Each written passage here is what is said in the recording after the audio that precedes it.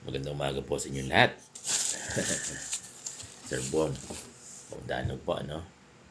Kumusta po yung mga guro natin sa buong Pilipinas? Marami pa rin ng ano, no? Ang walang medical, walang clothing, diba? Tapos, hindi pa nabibigay yung kanilang salary differential. Diba? Meron pang hardship allowance na hindi pa raw nabibigay. Alam ko, para yan sa mga last mile school, no? ERF, yan, ECP, BSP, loan extension, moratorium. Marami pang concern ng ating mga guro, no, na palaging naman yun ng mga chat sa akin ng ating mga guro buong Pilipinas.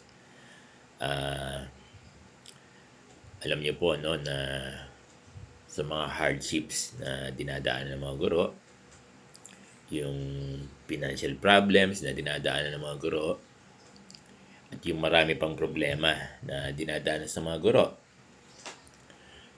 Alam nyo, yung ganito mga bagay, hindi naman to permanente, no?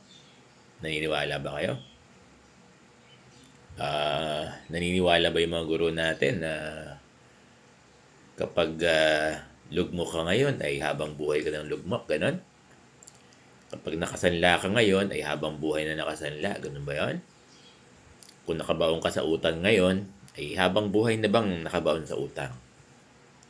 Diba?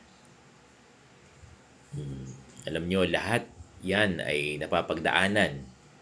Hindi lang kayo nag-iisa, no? Actually, 75% ng mga guro ay may ganyang sitwasyon. Kaya lang, tayo pa rin ang mag-e-effort. 'Di ba? Tayo pa rin ang gagawa ng paraan. Kung paano tayo makakalampas sa ganitong sitwasyon. Although meron tayong ginagawang mga aksyon, 'di ba? Sa grupo natin, Sir Benjo, 'di ba? Si Sir Bong, at kayo din naman, sana yung mga ganitong way natin na pagpaparating ng mga appeal, di ba, ng clamor ng mga guro ay sana makatulong. Pero gaya na sinasabi ni Sir Bong, kasi kung halimbawa baon ka sa utang, hanggang doon na lang ba yon? Dapat medyo meron mo nang gawin, di ba? Meron mo nang gawin habang nakikipaglaban sa mga kalagayan ng mga guro. Dapat yung mga guro natin ay on your own way, ay meron din kayong gawin na kahit paano ay makakasurvive. Diba? Kasi mahirap yung baon na ako sa utang. Diba? Wala na akong sinasahod, garnish ako, tapos wala ka namang ginagawa. Hindi ko naman kayo sinusumbatan. Ang ibig lang natin sabihin, dapat may ibang source, 'di ba, ng pagkakakitaan muna. Para halimbawa pag meron kang mahirap naman sabihin nyo, Sir, wala nga akong puhunan no? Yun nga lang. Yung iba namamasukan daw sa kantin. Yung iba nagtitinda. Yung iba nagtututor. Ang ibig ko sabihin, habang pinapahayag natin yung ating mga kahilingan ng mga guro, diba? Habang nakipag-coordinate tayo, habang diba, nagkakaroon tayo ng mga programa, activities para sa pagtaas ng sahod, para doon sa mga kahilingan ng guro, paulit-ulit ako. Ang gustong sabihin ni Sir Bong, sana magkaroon ng yung mga guro natin, magkaroon din kayo ng ng aksyon para sa sarili nyo, effort para sa sarili nyo. Nagigit ba, Sir Bong? Kasi ang problema will stay as a problem kung hindi mariresolve, no? kundi gagawa ng paraan. Yun ang ibig ko sabihin eh. Dapat may gawin, no? Oo. Okay, mag-vlog kasi nagba-vlog na si Sir Bong. Ang ibig ko sabihin, dapat may gawin kayo na something para kumita kayo ng pera. Diba? I-maximize itong bakasyon ng ating mga guro. Sa probinsya, madali yan, di ba? Magtitinda. Gawing productive yung mga guro natin para maka-earn ng at least kahit paano pang survive sa family. Yun ang ibig sabihin ng Sir Bong.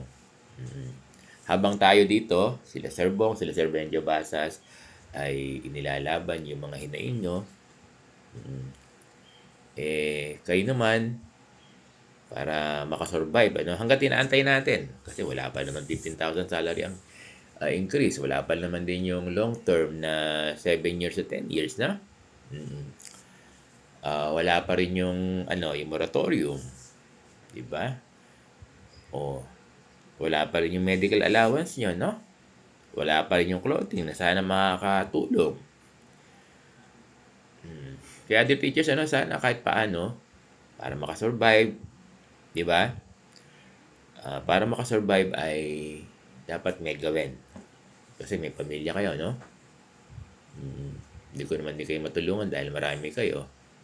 Kung pupunta kayo sa school, pamasahe lang mabibigay ko sa inyo. Pamasahe tsaka pangkain. Pang-refund doon sa pamasahe nyo kung nagpunta kayo ng school. So, talagang lahat 75% nga di ba? Ang dumadanas ng kahirapan, hindi lang kayo eh. Iba-iba.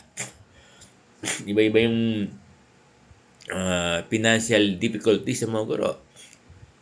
Basta, sa survey, 75% ang may problema sa pinansyal. Di ba? Sanla, may nakasanla, may nakagarnish, at yung iba, baon na yung utang sa PLI, wala na rin sinasahod. Sinasahod na lang ay 5,000. Or, sinasahod ay 6,000. Diba? Kaya, ang gustong sabihin ni Sir Bong, dear teachers, buong bansa ito eh. Hindi kayo nag-iisa. Kaya lang dapat, habang inilalaban natin yung inyong mga appeal, yung inyong mga kahilingan, dapat meron mo nang gawin para sa pamilya, para sa sarili nyo. Kung pwede mamasukan, di ba? Kung pwede magtinda. Kung pwede mag-part-time, ito ginagawa ng mga teacher part-time eh. Di ba, sa college? O kaya lang yung mga teacher na pag nagpa-part-time, sabihin, nakakapagod din kasi yan yung part-time pagtuturo, no? Lalo na yung may mga edad na guro, pasensya na kayo, hindi nakakayanin yan. Diba? Tapos, hindi naman din malaki yung per hour, no? Minsan per hour, 100. Malaki na yung 200. Sa college, no?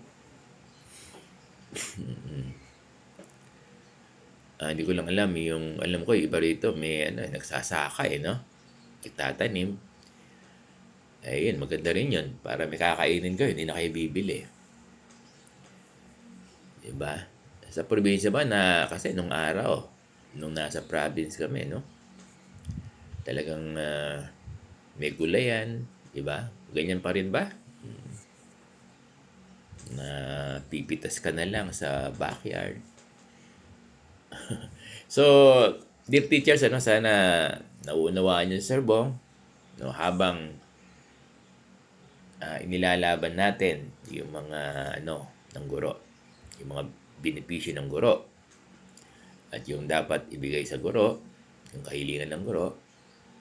Kaya lang, dapat kayo, yung mga guro natin, ay may gawin para makasurvive. Hindi pa pwedeng walang gawin eh. Dapat may gawin para makasurvive sa araw-araw.